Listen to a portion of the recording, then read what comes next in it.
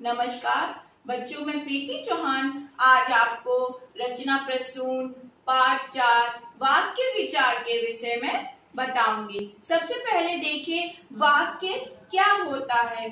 शब्द, हम शब्द बोलते हैं, उन छोटे छोटे शब्दों को जोड़कर एक वाक्य बनता है। जैसे मुझे खाना खाना है, ये क्या है? ये एक वाक्य है।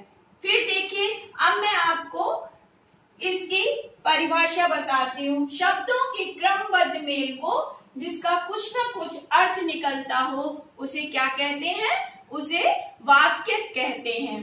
किसे वाक्य कहते हैं? शब्दों का एक क्रमबद्ध मेल हो। ऐसा नहीं कि कोई शब्द आगे हो कोई शब्द पीछे हो तो उसका कोई मेल नहीं होगा। जब मेल नहीं होगा तो वह वाक्य नहीं बनेगा ना। वाक्य कब बनेगा? जब हम शब्दों के क्रम से लगे हुए मेल को बोलते हैं, तब वह क्या बनता है? वाक्य बनता है।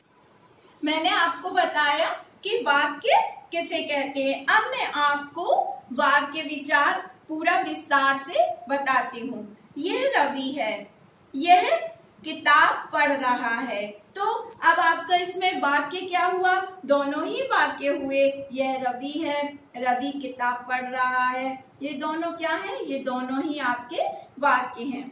फिर दूसरा उदाहरण देखिए, यह श्याम है, श्याम आम खा रहा है, तो ये भी आपका वाक्य है। अगर इस जगह ये होता कि खा रहा है आम श्याम, तो ये क्या होता? ये आपका कोई भी वाक्य नहीं होता। यानी कि किस तरह से नहीं होता? क्योंकि इसमें शब्दों का क्रमबद्ध मेल नहीं है। शब्दों का क्रमबद्ध मेल इस तरह से, श्याम आम खा रहा है, ये आपका एक वाक्य हुआ।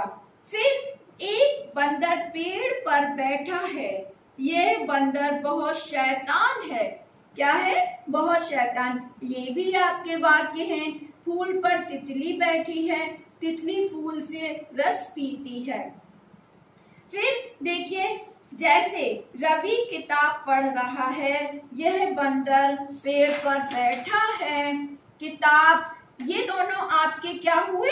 ये दोनों आपके वाक्य हुए। अब देखिए दूसरा उदाहरण, निम्नलिखित वाक्यों को देखिए। मैंने आपको पहले भी बताया था कि जब शब्दों का क्रमबद्ध मेल नहीं होगा तो वह वाक्य नहीं बनेगा। तो इसी तरह से इसमें भी आपको यही बताया गया है। देखिए ये उदाहरण, किताब रहा रवि है पढ़, पेड़ पर बैठा बंदर, ये सभी मेल हैं लेकिन क्रमबद्ध नहीं है ना।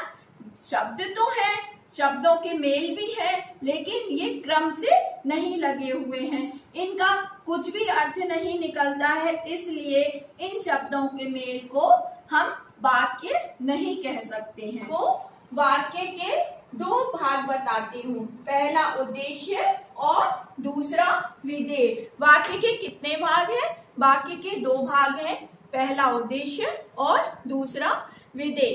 अब मैं आपको उद्देश्य की परिभाषा बताती हूँ। वाक्य का वह भाग जिसमें वाक्य के बारे में कुछ कहा गया हो वह उद्देश्य कहलाता है।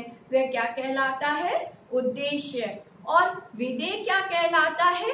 जिसमें उद्देश्य के बारे में कुछ कहा जाता है वह विधेय कहलाता है।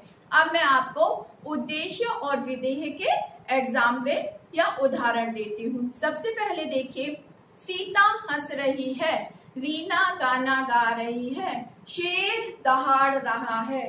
तो सीता, रीना और शेर ये क्या हुए? ये आपके उद्देश्य हुए। तो और जो बाद के भाग हुए वह क्या हुए? वह आपके विधेय हुए। दहाड़ रहा है, ये क्या है? ये आपका विधेय है। सीता हंस रही है, तो हंस रही है, ये क्या है? ये आपका विधेय है। अब आपको उद्देश्य और विधेय के बारे में पता चल गया होगा कि किसे उद्देश्य कहते हैं और किसे विधेय कहते हैं। अब मैं आपको अभ्यास कार्य के लिए बताती हूँ कि आपको अभ्यास कार्य अपनी पाठ्य पुस्तक में करना है, प्रश्नों उत्तर भी आपको अपनी बुक में करने हैं। अगर आपको कोई चीज समझ में नहीं आती है तो आप मुझसे पुनः एक बार पूछ सकते हैं। धन्यवाद।